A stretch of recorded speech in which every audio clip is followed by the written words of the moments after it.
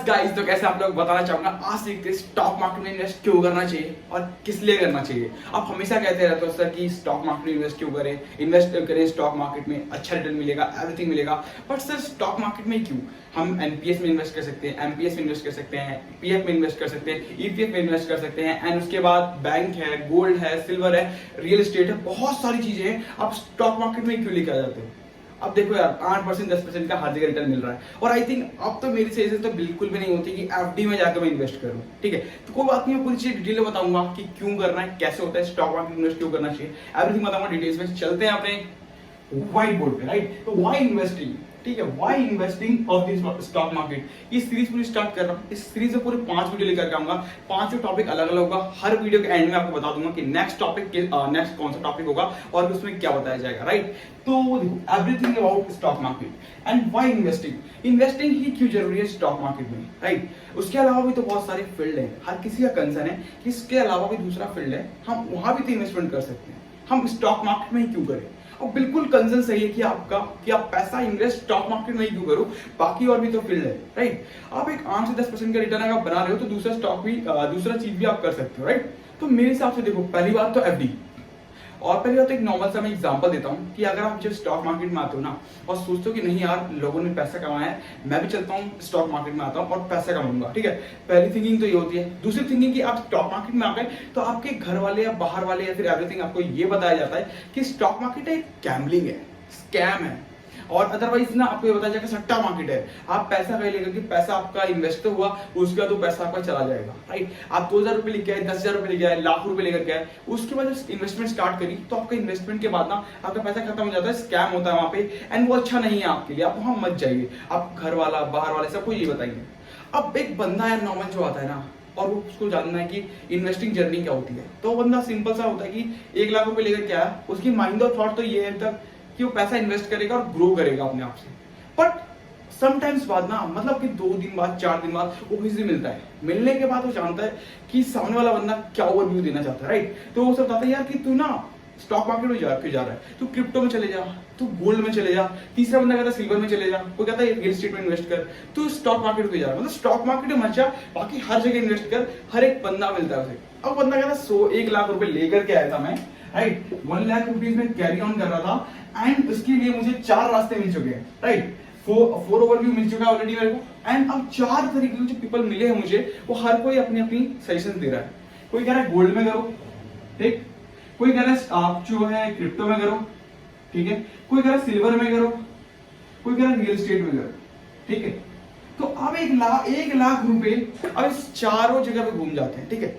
अब एक बात बताओ, जो mind of thought stock market के लिए था उस चारों के लिए था नहीं था, बट जब आसपास एंड घर परिवार रिलेटिव्स एवरीथिंग पर्सन ने ये बताया उसे कि आप स्टॉक मार्केट छोड़ के इन चारों में इन्वेस्ट करो, राइट। अब एक बात बताऊं, इन्वेस्टिंग जर्नी में क्या होता है कि जब आप पैसे लेकर के आते हो ना, तो पहली बात है कि आप जब पैसा कमा रहे हो तो अपने घर वालों को बोला कि स्टॉक मार्केट में है ना मैं पैसा कमा रहा हूँ 1 लाख रुपए महीना, 1 लाख रुपए मैंने डाला तो मेरे पास ना ऑलमोस्ट 10% का रिटर्न यानी कि 10,000 रुपीज मैंने महीने इस महीने जनरेट कर लिया। हो सकता है 20% का अमाउंट जनरेट हो गया 20K रुपीज का, एंड आपने इस 20K से ना घर वालों को एक प्रॉफिट दे दिया, ठीक है। एंड घर वालों को बताया कि सिर्फ 20K का मेरा ना एक प्रॉफिट हो गया, मैंने 1 लाख रुपए डाले थे, ठीक। अब घर वाले रिलेटिव जो होते हैं ना वो नेक्स्ट टाइम ये लेके चल रहे होते हैं कि आप 20K दोबारा आ जाओगे लेकर के। अब जो आपका 1 लाख रुपए जो आपने लगाए थे वो 20K बना, वो 20K वन टाइम था किसी शेयर में जो आपने बिल्कुल तुक्का फिट बिठाया एंड उसने लग गया और वो 20,000 रुपए आ गया आपके पास। अब माइंड ऑफ थॉट घर वालों को हो जाता है कि 20K तो दोबारा आ जाएगा, ठीक। अब एक आपके पास प्रेशर आ गया कि इस 1 लाख रुपए से 20,000 रुपए जनरेट होने चाहिए, क्योंकि घर वालों को प्रूव करके दिखाना है कि 20,000 रुपए जनरेट होते हैं, ठीक।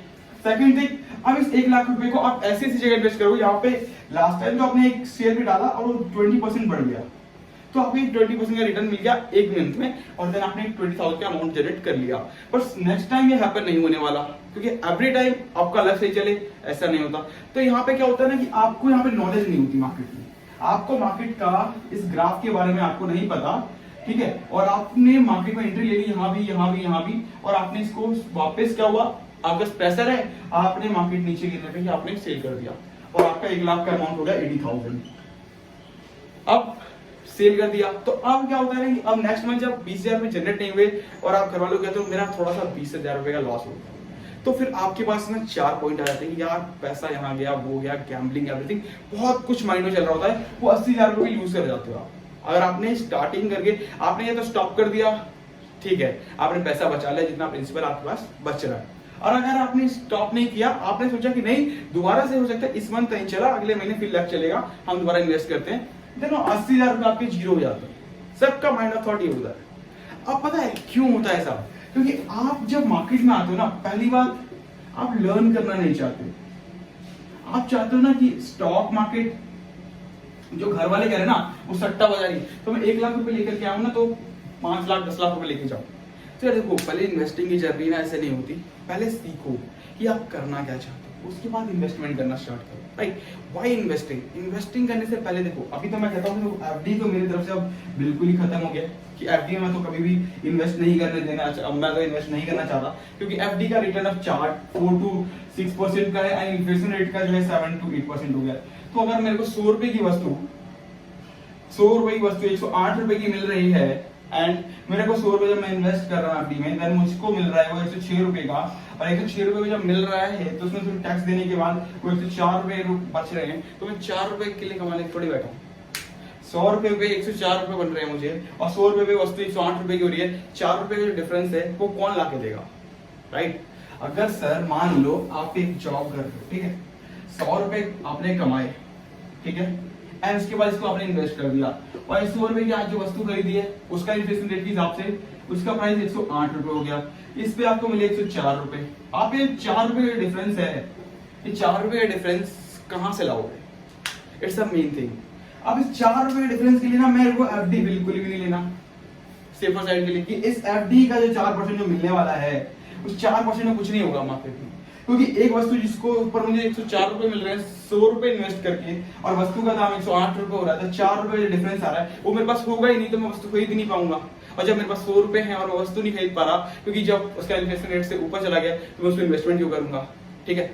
एंड सेकंड थिंग, अब रियल एस्टेट इसके ऊपर आते हैं। देखो, तो आपने एक रियल एस्टेट में ना इन्वेस्टमेंट कर दी, ठीक है, या फिर आपने एक जो है किसी गोल्ड में कहने में इन्वेस्टमेंट कर दी, बट आपने जहां से इन्वेस्टमेंट की ना वो लोगों के कहने पे किया, तो आप हमेशा इस बात को मान के मत चलो कि हम रियल एस्टेट या फिर वो, आप अगर इन्वेस्टमेंट करने आओ तो पहले माइंड ऑफ थॉट क्लियर करो और जानो कि जो लोग कह रहे हैं ना वो नहीं है, पहले आप इन्वेस्टमेंट की उससे आओ, ये नहीं कि गैम्बलिंग है ये, ठीक है। जब आप गैम्बलिंग समझ के आओगे ना तो डेफिनेटली आपका 1 लाख जीरो हो जाएगा। और अगर आप एक अच्छे माइंड ऑफ थॉट से आओगे ना कि प्रोसेस क्या है और प्रोसेस पर्टिकुलर आपको कंटिन्यूसली फॉलो करना है, तो देन आप पक्का 1 लाख करना है, आपके 2 लाख भी होगा, ठीक है, एंड 5 लाख भी होगा, एंड 10 लाख भी होगा, और 1 करोड़ भी होगा। मैं बताऊं नॉर्मल सा एक ओवरव्यू कि आप अमीर कैसे बनते हो, बहुत आसान होता है, कुछ नहीं होता बड़ा खेल। देखो 1 लाख रुपए इन्वेस्ट किया ना, इसका 3 टाइम 10x करना है बस, 10x एंड 10x, आप इतने में अमीर बन जाओगे, डेफिनेटली कह सकता हूँ लिख करके, बहुत आसान है। 1 लाख रुपए लेकर के आए थे, आज इन्वेस्ट किया है, 5 साल 2 साल दिए, ये 10 लाख रुपीस हो गया। अगले साल 10 लाख को इन्वेस्ट किया, ये हो गया आपका 1 करोड़, ठीक है, 10 टाइम्स, ठीक है, जैसे बनेगा। बट 10 टाइम्स बनने के लिए ना टाइम लगता है, उसके लिए टाइम देना पड़ता है। तो 1 करोड़ का 10 करोड़, तो इसको बनने में थोड़ा टाइम लगेगा, but depends on time. 3x जहां प्रॉफिट हो गया ना, 3x जहां बनेगा 30x, देन वो आपका प्रॉफिट आपका बुक हो जाएगा एंड आप एक बड़े प्रॉफिट के साथ जाओगे। बट वही है ना कि आपको थोड़ा वेट करना पड़ेगा, टाइम देना पड़ेगा। वीडियो अच्छी लगी तो लाइक कर लीजिएगा, शेयर कर लीजिएगा। नेक्स्ट वीडियो आएगी डेस्टिनी वर्सेस चॉइस, कि आपको डेस्टिनी क्या होती है और चॉइस क्या होता है। वीडियो अच्छी लगी तो लाइक कर लीजिएगा, शेयर कर लीजिएगा। Thank you so much guys, and channel पे पहली बार आए तो फॉलो करना ना भूलें। Thank you so much guys, I love you all.